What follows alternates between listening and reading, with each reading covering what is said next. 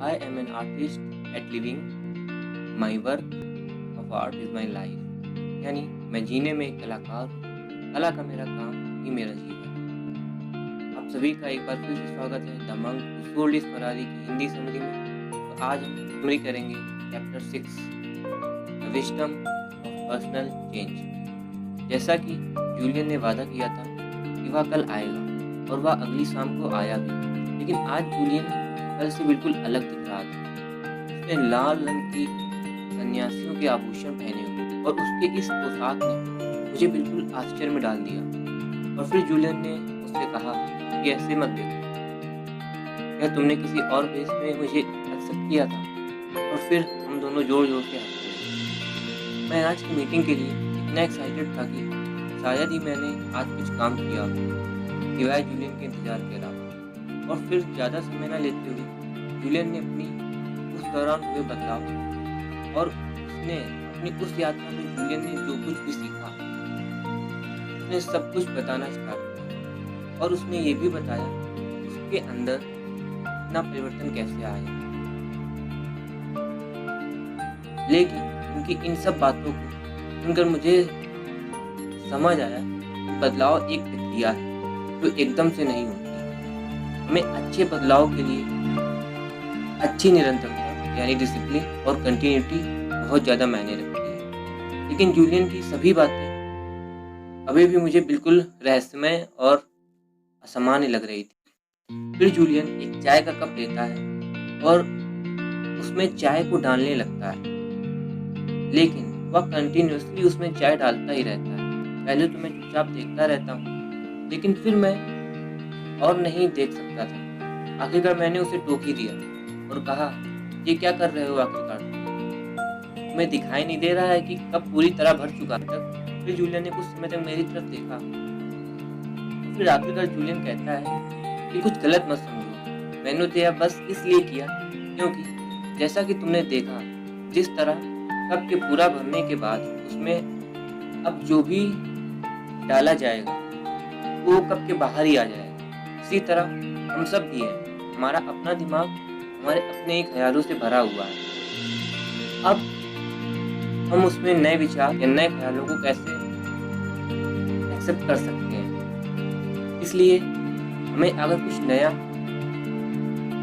सीखना है, उससे पहले हमें अपना कप खाली करना होगा। यानी हमें अपना दिमाग और विचारों को पूरी तरीके से खोलना होगा नए विचारों को एक्सेप्ट करने के लिए। मैं उसकी इन बातों की सत्यता को समझकर एकदम आश्चर्य में पड़ गया कि वह बिल्कुल सही तो है। इसलिए हमें हमेशा नए लोगों से मिलते रहना चाहिए और हमेशा कुछ नया सीखते रहना चाहिए। मुझे खुद याद नहीं है कि मैंने लास्ट बुक ऐसी कौन सी पढ़ी थी जो लॉ से यानी मेरे प्रोफेशन से रिलेटेड ना हो। फिर मुझे समझ आया कि मैंने अपनी खुद की क्रिएटिविटी और विजन पर कस्टमाइज का बटन दबा कर रखा था। और उसने मुझे बताया कि सबसे बड़ी इन्वेस्टमेंट यही है कि हम खुद पर इन्वेस्ट करना सीख जाएं और लगातार अपने को और बेहतर, पहले से और बेहतर बनाने के लिए अपने पर इन्वेस्ट करते रहें। ये सिर्फ हमारी ज़िंदगी ही नहीं बदलेगा, बल्कि ये हमारे ज़िंदगी के प्रति नज़रिए और हमारी आसपास की हर चीज़ों को बदलेगा। और यह केवल तभी संभव है जब आपने खुद को प्यार करने की कला में महारत हासिल कर ली। और सही मायनों में आप तभी दूसरों से सच्चा प्यार कर सकते हैं। और यह तभी होगा जब आप खुले दिल से चीज़ों को अपनाएंगे, और तभी आप दूसरों के दिलों को भी छू पाएंगे। और जब आप केंद्रित और जीवित महसूस करते हैं तो आप एक बेहतर व्यक्ति बनने के लिए बेहतर स्थिति में होते हैं। दीवाना का यही सिस्टम जो आपको आपके जीवन की महत्ता और उत्साह और खूब सारी एनर्जी और आंतरिक सामंजस्य, इन सब बातों पर जोर देता है। और इसी के कारण मैं अपने आप को इतने हद तक बदलने में कामयाब हूँ। दीवाना के उन ऋषियों ने यही बताया कि जो इन बातों को अपनी जिंदगी में डिसिप्लिन और कंटिन्यूटी से लागू करता है, वही लोग अपनी एक अलग पहचान और खुद को सदियों से चलती आ रही भेड़ चाल की प्रथा से उसको दूर रखते हैं। जूलियन ने बताया कि दीवाना प्रणाली के 7 बुनियादी गुण हैं, 7 मूलभूत सिद्धांत जो आत्मनिर्भरता, व्यक्तिगत जिम्मेदारी और सहज ज्ञानवर्धन की कुंजी का प्रतीक है। और अब यह सब चीज़ जूलियन मुझे बताने जा रहा था, जो चीज़ें उसने उस सन्यासी से सीखी थी। और अब जूलियन ने अपनी आंखें बंद कर ली, जैसे मानो कि वो इस दुनिया से परे वापस हिमालय की उन्हीं वादियों में फिर से चला गया। और उसने मुझे भी ऐसा ही करने को कहा। ये वही कहानी थी जो योगी रमन ने जूलियन को सुनाई थी, और अब वही कहानी जूलियन मुझे सुना रहे थे। जूलियन कहने लगे, तुम एक शानदार हरे भरे और सुंदर बगीचे में बैठे हो। पूरा बगीचा खूबसूरत फूलों से भरा हुआ है, आसपास बहुत ही शांति है, और ऐसा महसूस करो कि तुम्हारे पास समय ही समय है। और सामने की तरफ तुम्हें लाल रंग का बड़ा सा लाइट हाउस नजर आता है। फिर अचानक से उस बगीचे की शांति भंग हो जाती है। तभी एक दरवाजे के टूटने की आवाज आती है, जिसमें से एक सूमो पहलवान बाहर आता है, जो कि पतले से तारों से बनी एक लंगोट पहने हुए है और बगीचे के बीचों बीच घूमने लगता है। जैसे ही सूमो पहलवान आगे बढ़ता है, उसे एक सोने की घड़ी दिखाई देती है, जो मानो कई साल से वहीं पड़ी हो। उस घड़ी पर पैर पड़ते ही वो सूमो पहलवान गिर पड़ता है और बेहोश हो जाता है।